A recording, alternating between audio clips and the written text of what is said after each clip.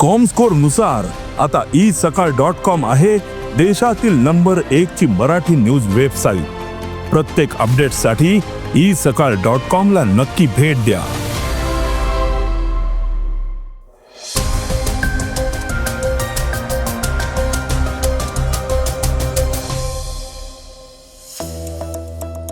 लाडकी बहीण योजनेचा सरकारी कर्मचाऱ्यांनी चुकीच्या पद्धतीनं लाभ घेतलाय. 8 नवीन IAS अधिकाऱ्यांची महाराष्ट्रात नियुक्ती करण्यात आलेली आहे. तर इराणचे राष्ट्राध्यक्ष पेझेशकियन यांनी अमेरिकेसोबत थेट चर्चा करण्यास नकार दिलाय. आता वडिलोपार्जित जमिनीची विभागणी फक्त 100 रुपयांमध्ये होणार आहे. तर महाराष्ट्र सरकारनं सर्व शाळांची तपासणी अनिवार्य केली आहे. पॅट कमिन्सनं वैभव सूर्यवंशीचं खूप कौतुक केलंय. तर सुशांत सिंह राजपूत प्रकरणात रिया चक्रवर्तीला दिलासा देण्यात आलेला आहे. या बातम्या आपण आजच्या पॉडकास्टमध्ये ऐकणार आहोत. नमस्कार, मी गौरी कुबेर. आज 27 एप्रिल वार सोमवार. तुम्ही ऐकत आहात देशातील नंबर 1 मराठी न्यूज वेबसाईट isakal.comचं पॉडकास्ट. पॉडकास्टची पहिली बातमी लाडकी बहीण योजनेची. महाराष्ट्र सरकारच्या मुख्यमंत्री माझी लाडकी बहीण योजनेत मोठ्या प्रमाणावर अनियमितता उघडकीस आली आहे आणि त्यानंतर प्रशासनानं मात्र कठोर भूमिका घेतली आहे. ताज्या आकडेवारीनुसार सरकारनं आत्तापर्यंत अपात्र लाभार्थ्यांकडनं अंदाजे 11 कोटी रुपये वसूल केले आहेत. धक्कादायक बाब म्हणजे या योजनेचा गैरफायदा घेणाऱ्यांमध्ये मोठ्या संख्येनं सरकारी कर्मचारी आणि पुरुष आहेत, जे पात्रतेच्या निकषांनुसार स्पष्टपणे अपात्र होते. प्राथमिक तपासात सरकारनं सुमारे 2400 कर्मचाऱ्यांची ओळख पटवली होती. परंतु RTIद्वारे मिळालेल्या माहितीनुसार किमान 12,915 सरकारी कर्मचाऱ्यांनी बेकायदेशीरपणे 1,500 रुपयांची मासिक मदत घेतली होती. अनेक विभागांनी अपात्र कर्मचाऱ्यांच्या पगारातून थेट रक्कम कापायला सुरुवात केलेली आहे. महाराष्ट्र नागरी सेवा नियमांनुसार दोषी कर्मचाऱ्यांची पदोन्नती आणि मूल्यमापन थांबवण्याचे निर्देश देण्यात आले आहेत. कारवाईच्या भीतीनं काही लाभार्थ्यांनी स्वेच्छेनं पैसे परत केले आहेत आणि योजनेतून आपली नावं काढून टाकली आहेत. पॉडकास्टची दुसरी बातमी IAS अधिकाऱ्यांची. महाराष्ट्राची प्रशासकीय रचना अधिक मजबूत करण्यासाठी राज्य सरकारनं भारतीय प्रशासकीय सेवेच्या 2025च्या बॅचमधील 8 नवीन अधिकाऱ्यांच्या नियुक्तीला मंजुरी दिली आहे. मसुरी इथे लाल बहादूर शास्त्री राष्ट्रीय प्रशासन अकादमीमध्ये आपल्या प्रशिक्षणाचा पहिला टप्पा पूर्ण केल्यानंतर या तरुण अधिकाऱ्यांना आता तळागाळातील प्रशासनाचे बारकावे शिकण्यासाठी महाराष्ट्रातील विविध जिल्ह्यांमध्ये नियुक्त केलं जात आहे. राज्य सरकारनं विशेषतः या परिवीक्षाधीन अधिकाऱ्यांच्या नियुक्तीसाठी 8 अतिरिक्त सहाय्यक जिल्हा दंडाधिकारी अशी पदं निर्माण करण्यास मान्यता दिली आहे. 23 एप्रिल 2026 रोजी एक अधिकृत सरकारी निर्णय जारी करण्यात आला. त्यानुसार या अधिकाऱ्यांचा कार्यकाळ एकूण 2 वर्षांचा असेल, जो 25 ऑगस्ट 2025 पासून सुरू होईल आणि 24 ऑगस्ट 2027 रोजी संपेल. या कालावधीत ते जिल्हाधिकाऱ्यांच्या मार्गदर्शनाखाली काम करतील. महसूल, आपत्ती व्यवस्थापन तसंच कायदा व सुव्यवस्था यांसारख्या महत्त्वाच्या क्षेत्रांमध्ये प्रत्यक्ष अनुभव मिळवतील. पॉडकास्टची तिसरी बातमी इराणचे राष्ट्राध्यक्ष मसूद पेझेशकियान यांची. इराणचे राष्ट्राध्यक्ष मसूद पेझेशकियान यांनी अमेरिकेसोबतच्या थेट चर्चेबाबत ठाम भूमिका घेतली आहे. जोपर्यंत अमेरिकेची नौदल नाकेबंदी सुरू आहे तोपर्यंत कोणताही थेट संवाद शक्य नाही असं त्यांनी स्पष्ट म्हटलंय. त्यांनी अमेरिकेसोबत थेट चर्चा होण्याची शक्यता ठामपणे नाकारली आहे.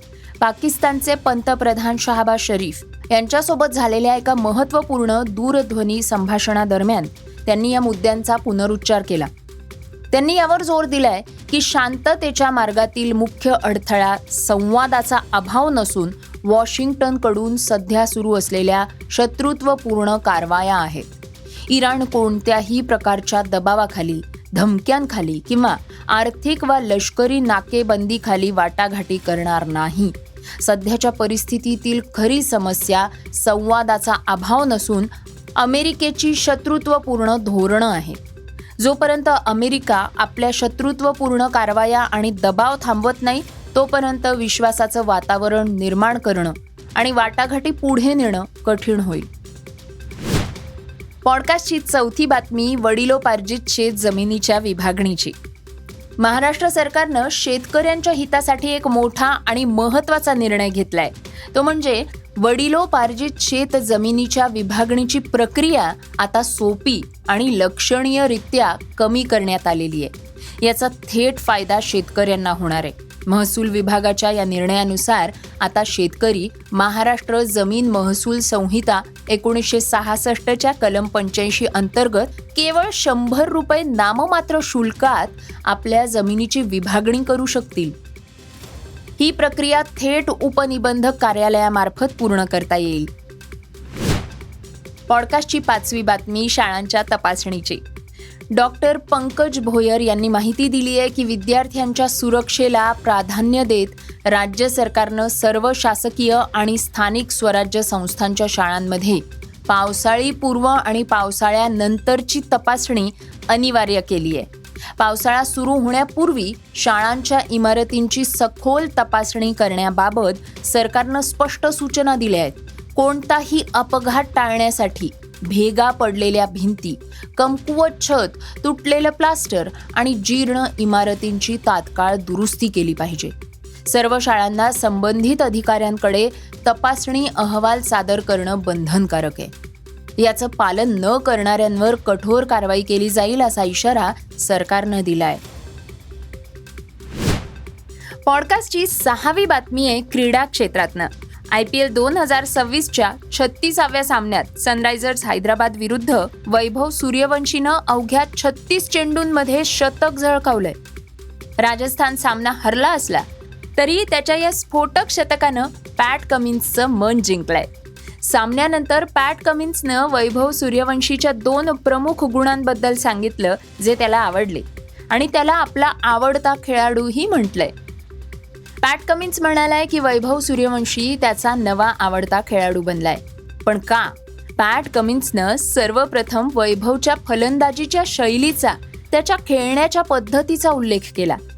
कमिन्सला प्रभावित करणारा आणखी एक गुण म्हणजे खेळाकडे पाहण्याचा त्याचा दृष्टिकोन. पॉडकास्टची 7वी बातमी रिया चक्रवर्तीची. सुशांत सिंह राजपूत प्रकरणाशी संबंधित ड्रग्ज प्रकरणात रिया चक्रवर्तीला आता मोठा दिलासा मिळालाय. अभिनेत्री रिया चक्रवर्तीची बँक खाती खुली करण्यात आलेली आहे.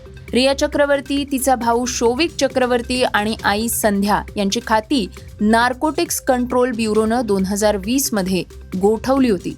मुंबईतल्या एका विशेष नार्कोटिक्स ड्रग अँड सायकोट्रॉपिक सबस्टन्सेस न्यायालयानं एजन्सीला ही खाती पुन्हा सुरू करण्याचे आणि त्यामध्ये व्यवहार करण्यास परवानगी देण्याचे आदेश दिले आहेत. हे होतं isakal.comचं पॉडकास्ट, अर्थात सकाळचं पॉडकास्ट. हे पॉडकास्ट तुम्हाला कसं वाटलं आम्हाला जरूर कळवा.